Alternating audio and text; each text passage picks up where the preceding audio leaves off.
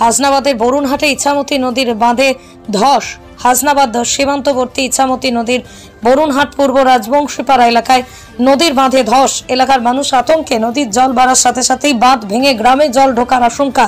প্রায় 70 ফুট বাঁধে ধস নেমেছে। ইরিগেশন দপ্তর অতি তৎপরতার সাথে বাঁধ মেরামতের কাজ শুরু করেছে। কি অবস্থা আছে এখানে? বাঁধের অবস্থা ভীষণ বাজে অবস্থা এবং বিপজ্জনক অবস্থায় বাঁধটা আছে। মানে বিপজ্জনক বলতে?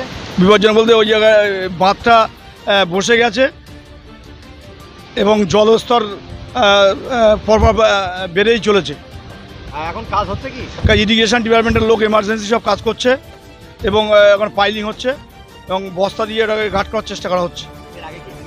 এর আগে আয়লা আমফানের সময় এখানে ভেঙেছিল এবং এখানে প্লাবিত হয়ে গিয়েছিল। বারবার এই বাঁধ ভাঙছে এবং আমরা এলাকার লোক ভীষণ আতঙ্কিত।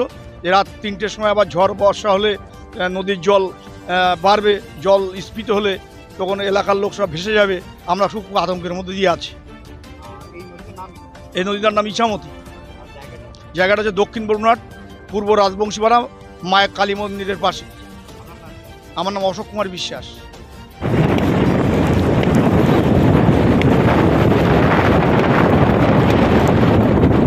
ডিপার্টমেন্ট থেকে কাজ করছি। সকাল থেকে কি অবস্থা দেখবেন এখানে?